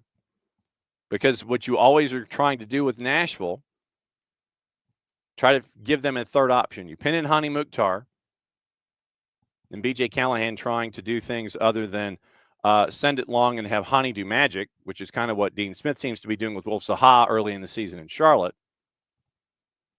But right now, you have someone, like I said, it's third week, and I know that things are going to change, but you end up with third week, and Hassem ends up being that other option that you were looking for. So Hassem scores in the 68th. Andy Nahar scored late first half. 1+1 is 2. You beat Portland 2-0. So keep an eye on Hassem as that other individual that you have to keep accounted for. San Diego beat RSL. Anders Dreyer is also developing into someone that you probably need to have on your fantasy team. But you end up with a goal for RSL in the 17th minute from Peel to make it 1-0. And everybody's sitting there going, oh, San Diego, I don't know. Franco Negri scored to tie it at the end of the first half. Then 2 goals in the final in the 90+. Dreyer and Ingevartsen 5 minutes apart at 90+1 and 90+6. So San Diego FC with Mikey Veras out of the blocks They have wins on the board. And obviously, they are monitoring the health of Chucky Lozano, because remember, at the home opener, Chucky Lozano had to be removed after 27 minutes. So with this lineup, they go to RSL, and we always have wondered about with RSL where the goals are coming from there too, considering that you're looking at Diego Luna, you're looking at Pio, you're looking at Dom Marchuk, and you're looking at Diego Gonçalves. That front four, I don't think, short of Luna, that front four for RSL doesn't really have a whole lot of fear in people. So you had Ingevartsen, Tomas Angel, and Anders Dreyer. Behind them, Anibal Godoy, Luca De La Torre, and Jeppe Tverskov. Negri, McVeigh, Paddy McNair, and Jasper Löffelsen in front of CJ Dos Santos. But seriously, if you looked at the lineups going in, which one would put the more of the fear of you-know-who in you? The San Diego FC lineup or the RSL lineup? And I frankly would say the San Diego FC lineup. Because of what we've seen from Dreyer, the name value of Luca De La Torre, Tomas Angel with what he did up the coast when he had the opportunities. But yeah, RSL is not putting any kind of fear in me whatsoever, so I would have leaned towards San Diego here. And San Diego gets 2 and 90 plus, you end up with a win. So San Diego, early returns, Mikey Veras, Coach of the Year, Mikey Veras. Vancouver shut out Montreal. Montreal on the road, not a surprise. BC plays a tough place to play, 2-0 win there. Minnesota over San Jose, 1-0. That's a bit of a surprise. But the other thing is San Jose did not have any goals on the board. At home, Kelvin Yeboah scored in the 32nd for the only goal of the game. And like I said, to Rope's point, not a whole lot of goals. San Jose had 2/3 of the possession. Basically, Minnesota was like, yours. Don't want it. 15 shots to San Jose, 3 on target. 10 for Minnesota, 6 on target. 10 blocks for San Jose, by the way, 2 for Minnesota. Minnesota had a higher XG, if you believe in those kinds of things. 5 saves on the day. 13 fouls for Minnesota. 8 for San Jose. So, a lot of shots, not many on goal for San Jose, and that's how you end up not getting a goal and losing 1-0 at home. And then on Sunday, it was the 2 games, Messi and friends hosting Charlotte. You end up with the dog so red of Oscar Ustari, which means Rocco Rios Novo at the moment is going to be starting for Messi and friends this weekend on Sunday Night Soccer in front of 70,000 of you and your best friends with them coming to town. But literally, I don't know what they're going to look like. I don't know what they're going to look like. I really don't. I'm intrigued as to what they're going to look like. Jared Smith joining us. Jared, I'm rolling through the week in Major League Soccer outside of Atlanta United. And you hit perfectly because I was just rolling out the talk about Messi and friends in the game against Charlotte. Oh, wait. So the Miami and Charlotte last weekend? Yeah. We're recapping last weekend. Oh, you mean the part where Charlotte didn't do anything with a man advantage for over 50 minutes? Correct. Where their game plan revolved around get ball to Saha. Mm-hmm. Well, he's going to get fouled. Then he gets mad. Then what do? We whip a ball in that doesn't go anywhere? Uh-huh. All yes. right, cool. Yes. Good meeting, everybody. Yes. Good meeting. You give up a very weird but pretty goal to Miami, who has had a red card in 2 of their 3 games, but have won both of those games? Mm-hmm. That is correct. Okay. Yeah. Uh-huh. So I maintain. Yes. I maintain my questions about Charlotte. Yeah. And they're not predicated strictly on the idea of Atlanta losing to Charlotte in the sake of just being petty. It's a legitimate question I have about Charlotte is, will Pep Biel be able to create enough for them along with Zaha? Because I don't know if they will. I mean, they're good. Can they be great, though? You know? And the defense will always be good at Charlotte. Like, Dean Smith will have them organized. That part is pretty damn well established from last year. Yep. But can they take that next step? And I don't know. I think they can eventually. Yeah. But the thing is, you're finishing every sentence on an upswing with a question mark. You're there's no like definitive period. Well, it's true because in the same way that we ask these questions of like, of Atlanta right now, they'll eventually start finishing. They'll eventually start scoring goals in bunches. Eventually, right? Mm-hmm. But we have to see it first. We have to see Atlanta do that. We have to see Charlotte consistently create from something other than a yeet ball down the field. Yes. We have to see Miami keep guys on the field because, like, yeah, I'm sorry, they didn't win both games. They pulled a draw and a win down a man. That's great. It's not sustainable. No. Like, you call it whatever you want. It's not sustainable, man. We'll have eventually New England will score a goal. Right. Have it in 3 weeks. Yeah. Eventually Nashville will score a goal. I think they missed 2 penalties before they scored a goal the other night. With Portland. Yeah, that's right. I think Andrew. I think you're right. Andrew Thomas had two saves. Again, Hani Mukhtar, man, like I feel like I've been screaming to the abyss. And that like Hani Mukhtar's not the best penalty taker. He's fine. He's not the best penalty taker in the world. Yeah, so it's always wild. It's always wild to me that he's the one who takes all their penalties when he's not like a knockout like Joseph was. No. And he's not Josie Altidore, who is just Josie Altidore was and is a bomb scare from the spot. I say is because there's a non-zero chance that Des Moines Menace will probably bring him in. Because remember, kids, take the Open Cup seriously. MLS sucks for not taking the Open Cup seriously. Also, we're going to turn one of our teams into a sideshow. Yes. But like I was mentioning this morning, I said that you could, if you wanted to, you could drop $60 on a favorite player jersey that is attached to that incoming of personnel, or you could drop another $25 and get a T-shirt. So basically, you could drop $85 and get your Ozzie Alonso Des Moines Menace jersey / T-shirt in preparation for the Open Cup in 2025. We have reached out to the Menace, by the way. And my first question is, how are you paying for this? I don't think it'll be a big deal on that front. Like, these guys are. I think you're getting guys that are in pretty good shape after a career, and they're probably just doing it for fun and having a good time. They get to go play with their friends in a lot of cases, with old teammates, with old rivals sometimes, guys they might know. And I don't think the Des Moines Menace are being like put over the barrel by Mikey Ambrose and company to put on that shirt. I think they're gonna have fun with it.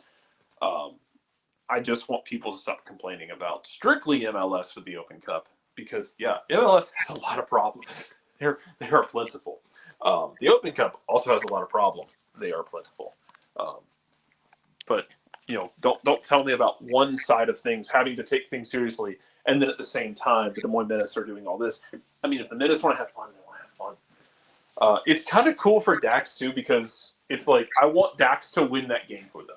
Yeah, because his last action in Open Cup was an own goal. Yeah, true. His last action in Open Cup should not be an own goal. True. So let him go. Let the Menace be up 2-0 in the 88th minute and put Dax out there to take a penalty. Absolutely. Give that man one last good memory in the Open Cup. See, he deserves it. That's the kind of fun stuff that you're hunting for, And the fact that he would do it in a Des Moines Menace USL League 2 jersey against who's their first opponent. Hang on. God, I have no idea. I'm not looking at the Open Cup right now. I know, but not out of protest. I literally don't have it pulled up. Well, that's where I'm going. So no, to your point. I trust you. To your point, it's just like, okay, so match day 1, 2025 U.S. Open Cup. So let's see, are they in match day 1? Texoma 4-0, Tulsa. They're USL League 2. They should be. Okay, hang on. Like I said, I'm Sporting Kansas City 2. Ooh, so it's subplot with Benny Feilhaber. Ooh, so 7:30 Eastern time, Wednesday, March 19th at Swope Soccer Village in Kansas City, Missouri. It is Sporting Kansas City 2 against your Des Moines Menace. That's what you're staring at, literally. So the back and forth with this roster of all-stars and ringers and menaces to society get to go to Kansas City and have a subplot with Benny Failhaber, considering, if I'm not mistaken, Benny coached Sporting too. He did. So there was no path forward, from what I understand. Yes. And I'm not locked into Kansas City. What? It seems like there was not really a path forward. So yeah, I'm thinking. Left. Yeah, I'm thinking that there might not have been a path forward. Just guessing. Really missed the chance to go sign Bienvenu Kimana. Could have had Benny and the Jets. And see, that would have been.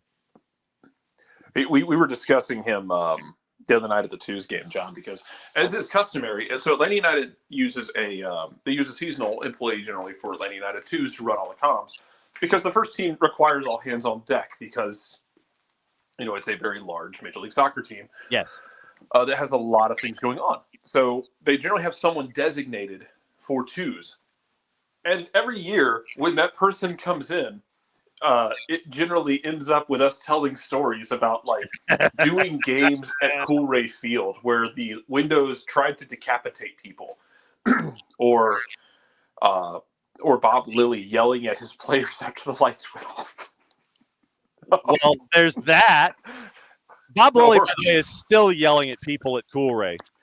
Or the time I watched Andrew Carlton hit a penalty. And remember, the Coolray Field is a baseball field. One of the goals was in left field. Correct.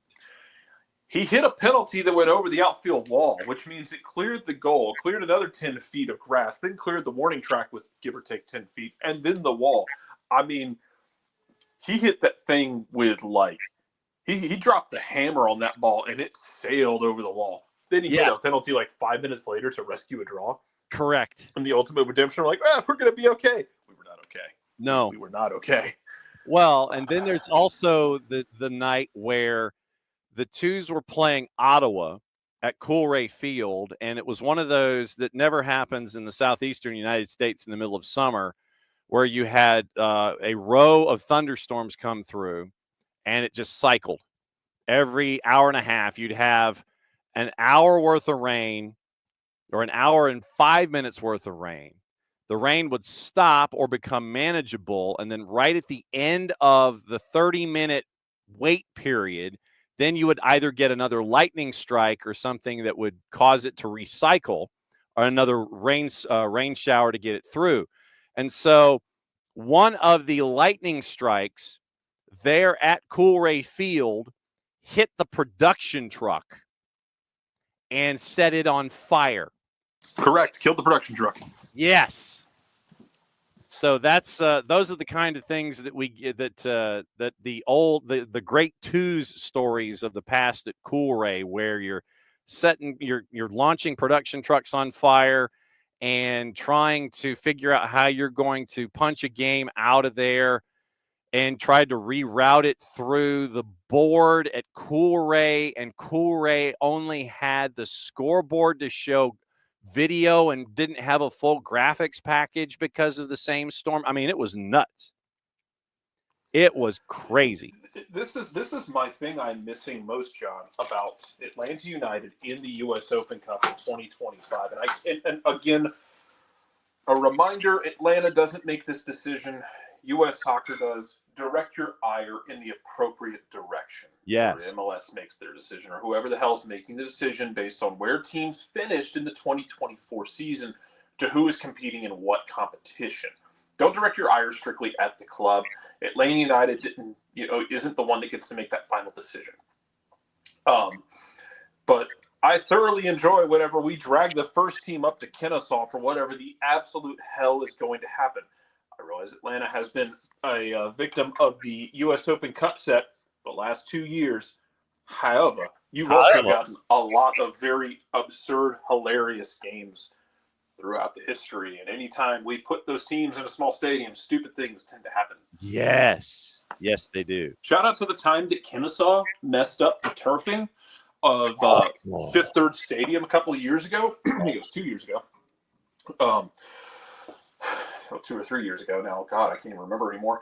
And the turf was so bad that the officials got there and would not let them play on it. So we had to pack everything up and go over to the training ground and play on the field outside of the main building. Not the showcase field, mind you, but like the one that's tied to the main building at the training ground. So we just went on the balcony and set up the production and called the game. Fun times were had by all. Well, and then what they tried to do initially was they kind of shortened the edges. They tried to make the field U.S.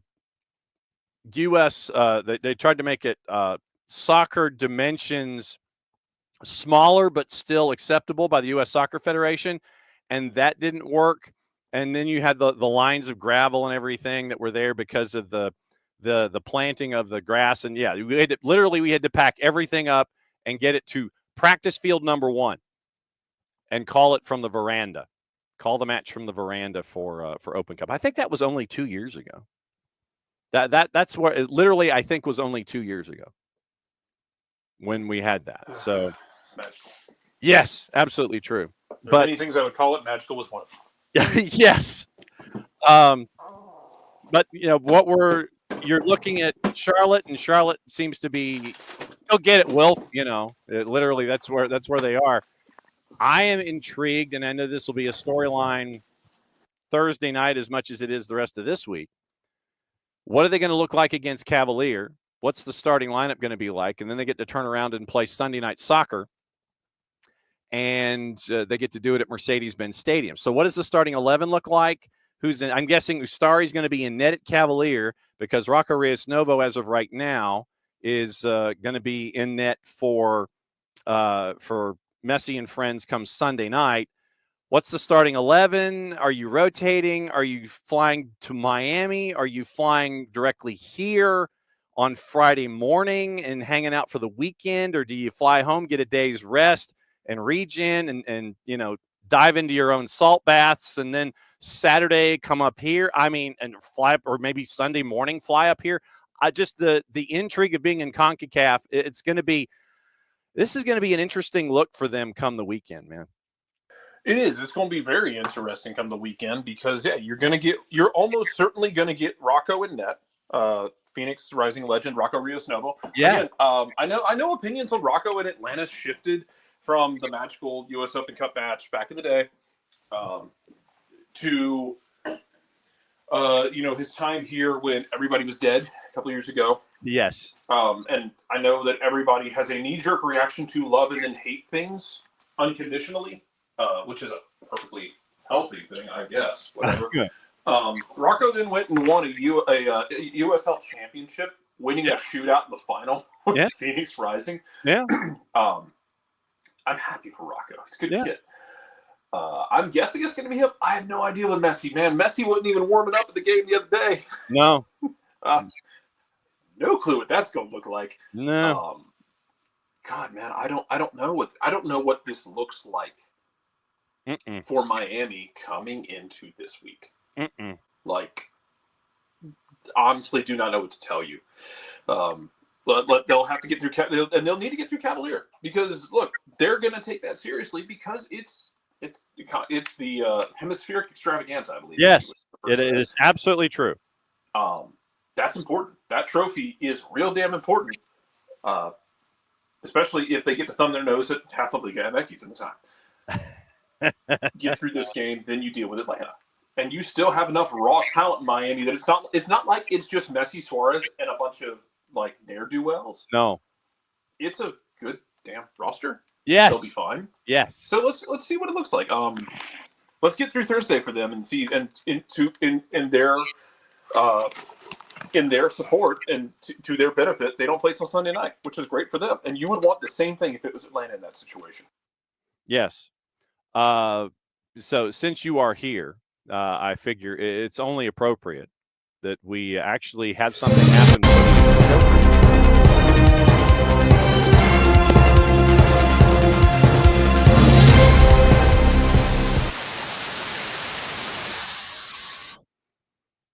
we actually have breaking news. The All I heard was static, like it was the TV in 1993. I know. Carry on. CONCACAF Nations League Finals rosters announced, and it is Gio Reyna, Tyler Adams, both coming into their first camp under Mauricio Pochettino, facing Panama in the semis at SoFi March 20, and either Canada or Mexico gets the winner on the 23rd.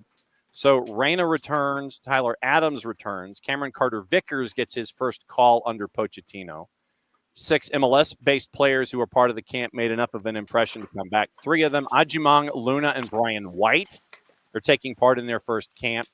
So you've got Ajimang and White.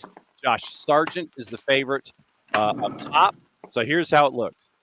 Schulte, Stephen Turner, Carter Vickers, Marlon Fossey, Mark McKenzie, Tim Ream, Chris Whitney, Anthony Robinson, Joe Scally, Austin Trusty, Tyler Adams, Johnny Cardoso, Diego Luna, Weston McKinney, Gio Reyna, Tanner Tessman, Ajimang, Musa, Pulisic, Sargent, Timothy Weah, and Brian White. Alex Zendejas not in. 5 goals, 5 assists so far in the Clausura. Malik Tillman out. Serginho Dest just made his return over ACL surgery over the weekend. Brendan Aronson, 8 goals, 2 assists as well. So those are, if you want to call them snubs or omissions or what have you, that's what you're staring at. But that's the 23 that's going to be CONCACAF Nations League. All right. Are you crushing recyclables, sir? Oh, no. I'm actually making breakfast. Okay. Just a late breakfast. Okay. It sounded like you were taking like one of the old. No. I'll tell you what I'm doing. So for my daughter's birthday, we did like croissants with like a spread of meat and cheese for the adults, and we had croissants left over. So I take 2 eggs, scramble them in a pan, mix it with chorizo and some ham. Then put a croissant over the wet eggs so they kind of mold together. Then flip it over once it's cooked, and then you have the like ham, egg, and cheese croissant sandwich. Nice. Okay. With some chorizo thrown in because I need something resembling flavor. Understood. I understand that completely. And by the way, the unified roster was announced as well for Atlanta United. And it is Alexander Bartlett, Savion Brown, Alex Eberle, Luke Edwards, Ike Eisworth, Daniel Ellis, Alex Evans, Camilo Gomez, Xavier Hairston, Derek Harden continues in net. Anthony Hernandez continues in the midfield. Connor McElhenney, Gage Muller, Tanner Postel, Kelly Robinson, Andrew Rubovitz, it's Stephen Russell, Emma Sim continues her time, Liam Stewart continues his time, and Daniel Urshansky continues his time as well. So unified team announced, and the fact that they get roadies this year to Austin and to Toronto. I can't wait to see Alex Eberle in a 10-gallon cowboy hat. I cannot wait. That's going to be fun. Hopefully you get your wish. That would be fantastic. Do we have home games this year? Yeah, they do, as a matter of fact. Okay, good. Good. Show up on those game days. Yeah. You'll show up for the first team game. Hang around. Traffic sucks anyway. Hang around. Yes, absolutely true.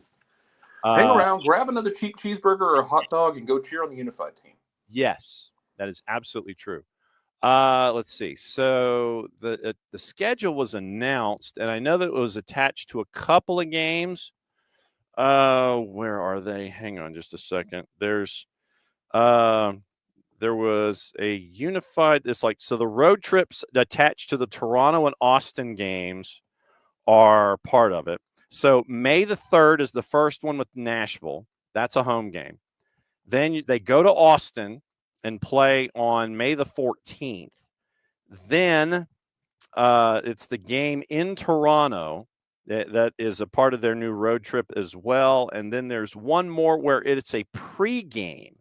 It is where I'm hoping that so at Toronto on July 12, and then the fourth one is a pregame match at Mercedes-Benz against Toronto August 24th. So before August 24th's match at Mercedes-Benz, pregame is a unified. They're in Toronto for a match attached to the team on July 12, and then the 2 games at Austin, and then the fourth one that is attached to Nashville. So there you go. Those are your 4 unifieds, 2 at home, 2 on the road.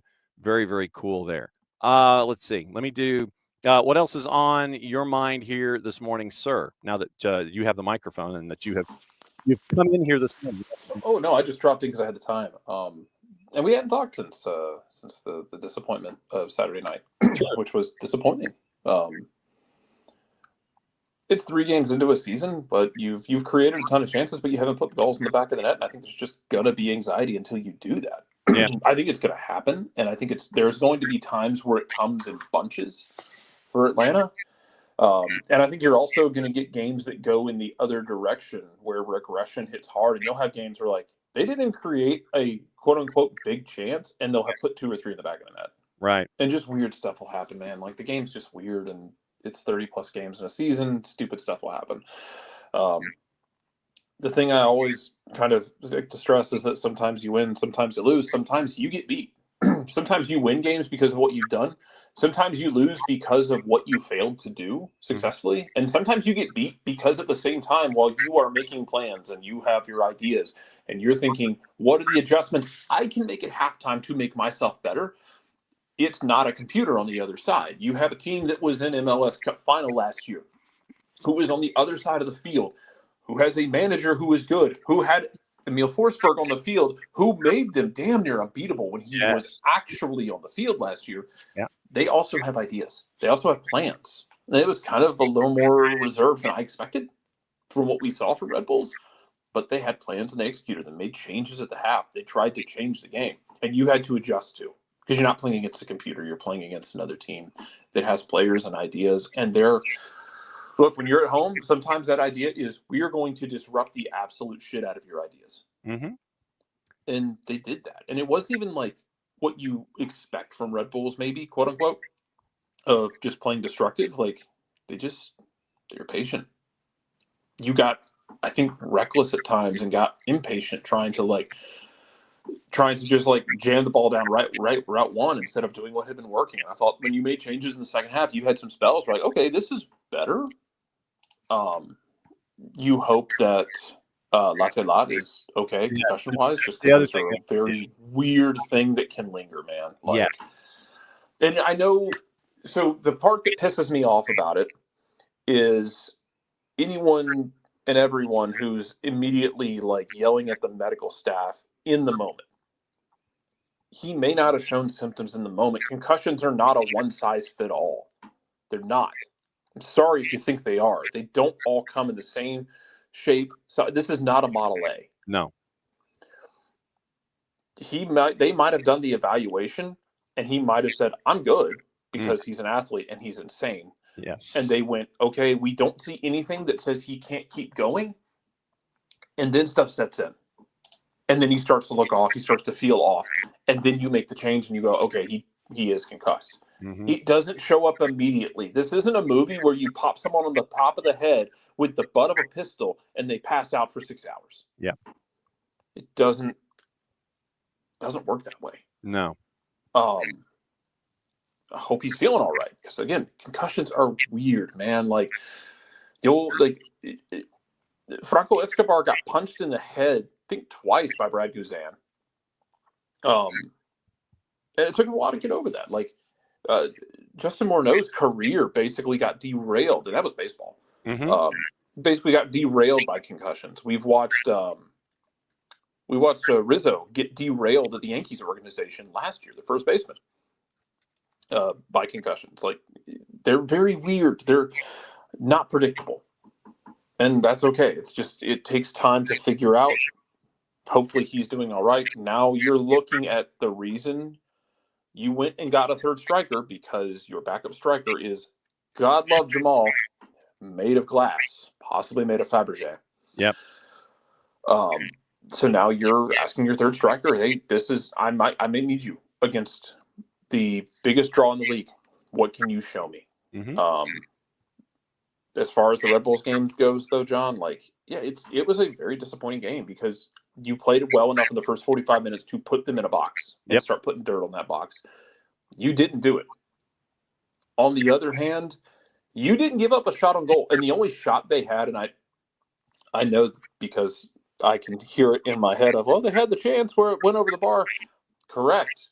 and the chance came from a corner that couldn't get cleared, and then Red Bulls just started firing it off everyone's legs, and then it took an unfortunate deflection into, it was like watching foosball.